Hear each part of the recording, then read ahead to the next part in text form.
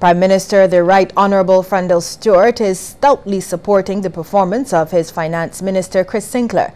Mr. Stewart responded to the mounting criticism of Mr. Sinclair while delivering the feature address at the premiere of the 2014 lecture series of the James Tudor Institute of Politics at the Lloyd Erskine Sandiford Centre. It formed part of the Errol Barrow Memorial activities. Me to the Minister of Finance in any part of the Western world who can be held up as a role model in the context of what's been going on in the world over the last 5 years. Not one. The American Treasury Secretary can't be. The Minister of Finance in Canada can't be. The Chancellor of the Exchequer in the United Kingdom can't be. As the late Sir James Tudor, after whom this institute is now named, used to like to say, they're all like blind men in a dark room looking for a black cat. Finance Minister Chris Sinclair says government has to push ahead with the laying off of 3,000 public workers. As part of the effort to reduce the deficit as part of government's fiscal consolidation program. Mr. Sinclair says the list is ready for perusal by the Prime Minister. He added, however, that the education system, national security and nurses at the main hospitals and polyclinics will not be touched at this time. He says layoffs here would cause dislocation in the delivery of critical public services. Would not wish to go into in relation to cuts. We looked at the educational system and we said, particularly in the teaching service, that the way it is structured, it would be extremely difficult in the middle of a school year to advance a situation where any significant numbers, if any, or if any at all, in terms of temporary teachers could be extracted from the system. That will cause a total breakdown of the system. And therefore we said we weren't going there. We also said that for national security purposes, police, the defense force, the customs, immigration, and of course the prison service, and those others that are attached to what we call the national security.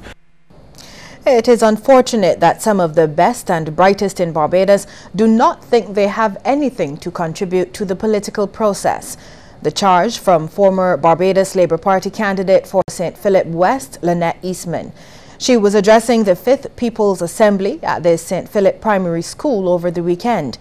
Ms. Eastman says professionals like engineers, architects and others often refuse to take part in either political dialogue or reform and are often dismissive of people who support political parties.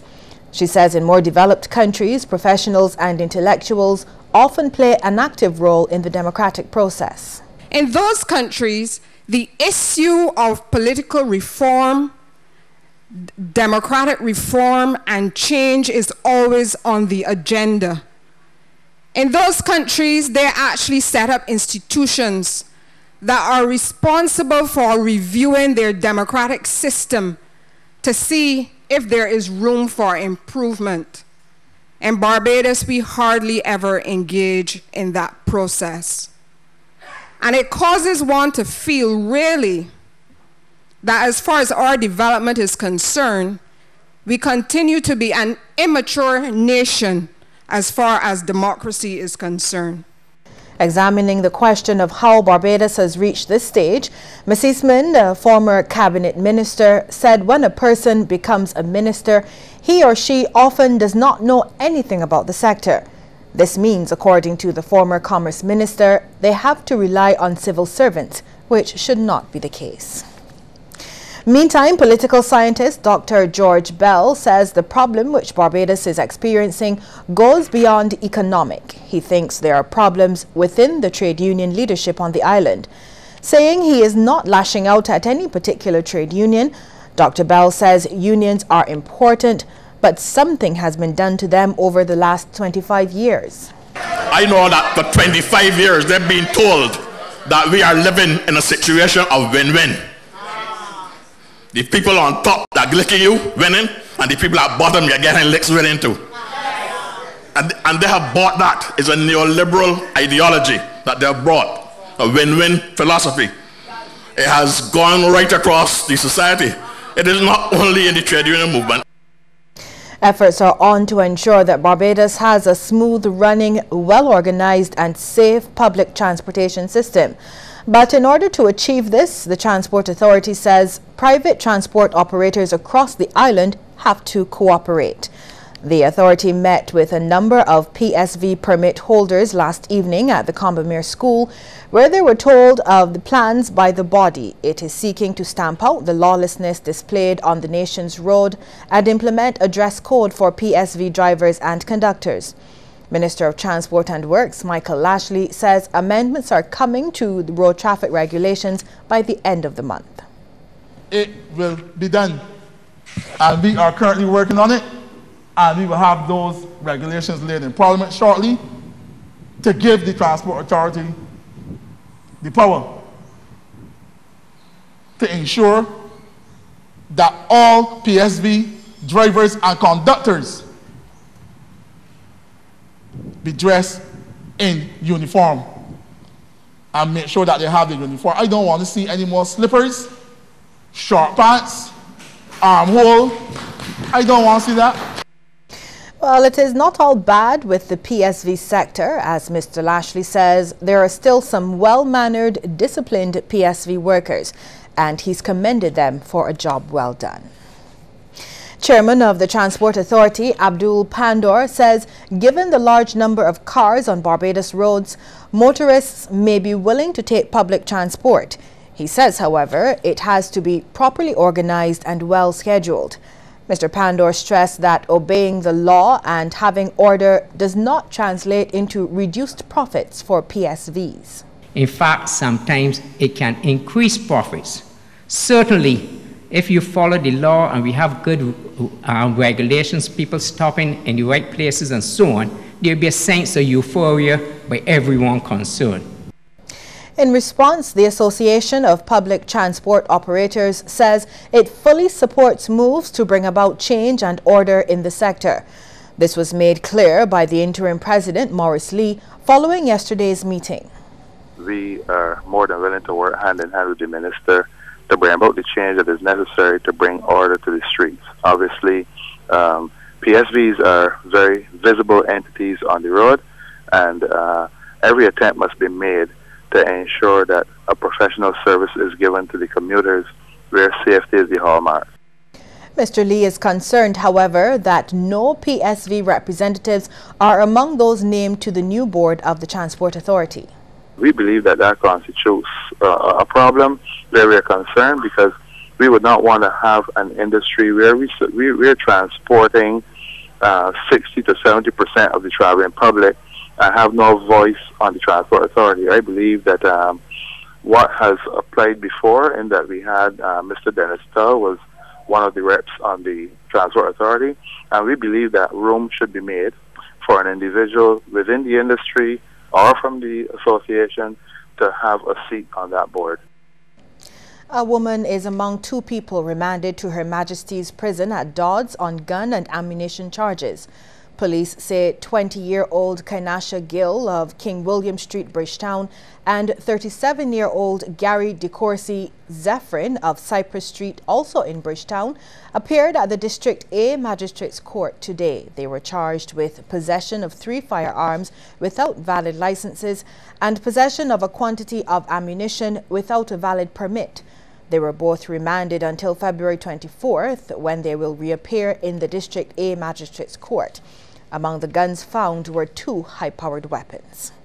Suggestions from Barbados Ambassador to CARICOM that this island's major economic issues can be resolved by frequent public discussions. Speaking at the Eriston Teachers Training College, Robert Bobby Morris urged them to contribute to the national dialogue.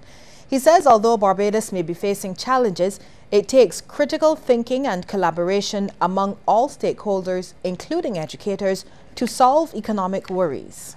There are differences of opinion about how the economy is to be restructured, about which welfare programs are to be retained or discontinued, about whether it is time for students to make a contribution to their university education, and about several other details. But there is no gainsaying that the conversation is being conducted in the Barbadian way. Those graduating received certificates in early childhood education, special needs education, physical education, and adult education, among other fields. Ambassador Morris told graduates they could also stimulate discussion about pressing issues such as climate change and renewable energy. He says too often public discussions are used to drag down the Barbadian image instead of build it up. Some areas of the press have a special interest in highlighting the plight of dysfunctional families. Their columns dealing with issues about family and sexual problems. Their gossip columns on the same. And the front page is used to highlight many families in one form or of distress or other. And amidst joyous celebration by the 250-plus graduates of the Eriston Teachers Training College, there has also been some tough feedback for the institution. Valedictorian Joan Harding admitted that the college was in some need of an upgrade. According to her, the teachers in training lacked adequate computer and printing facilities as well as canteen facilities. And the class of 2014 suggests an addition to both the staff and the courses offered.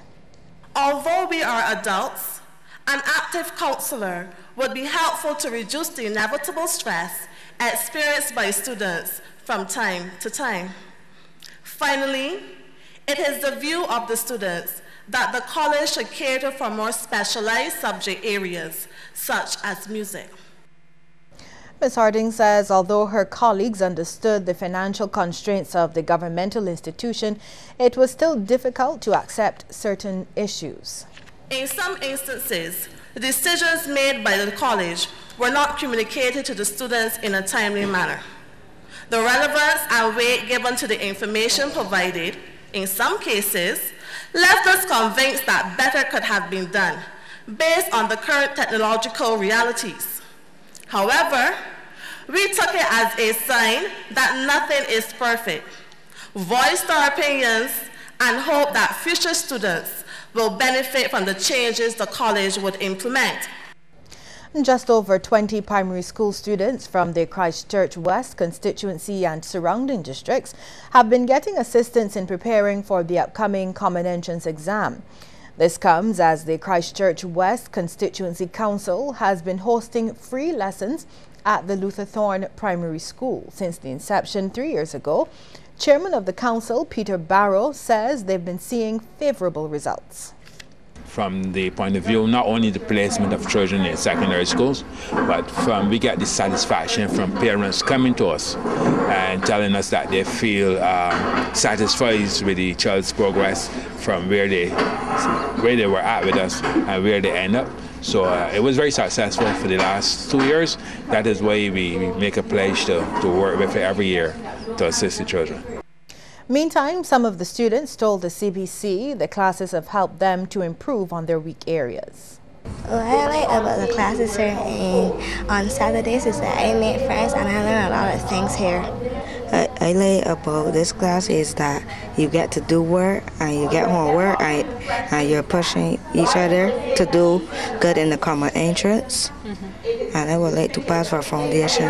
By explaining the work and explaining it so that I can understand it and I will get doing good. Well, despite the showers over the weekend, several people still attended this year's Barbados Flower Show held at Ball's Plantation. Coordinator of this year's show, Jennifer Weech, told CBC she was pleased with the attendance to this year's event. Ms. Weech says the numbers clearly show that horticulture is still alive in Barbados. I think it's vibrant. I mean, I drive around the country and I see people with their little gardens, and it shows that from the horticultural point of view, that people are interested in beautifying and greening, you know, and I think it's alive. Being part of the island's emergency response team is a role the Barbados Citizens Band Radio Association takes seriously. The group is actively involved in a number of activities, providing communications in times of disaster, emergencies, cultural and sporting activities. Over the weekend, the men and women of the association held a motorcade which passed through various communities across Barbados. Among the stops, the Caribbean Broadcasting Corporation here in the Pine, Silver Sands in Christchurch, 3 houses in St. Philip, and the East Coast. President Randy Chandler says they're seeking to make Barbadians aware of the association and its work over time. We can cover communications from St. Lucie to Christchurch with the repeaters that we've set up. And these members you see here, the few others that will join us along the route, are the main group that provide communications at most of the events, or all the events around the island, and that we really depend on in case there's any disaster, hurricane, earthquake, whatever it might be. As we go along, we sensitize people as well as to what we do and the dangers. We have some flyers for the club, we have some flyers from the Department of Emergency Management, which we'll hand out as well.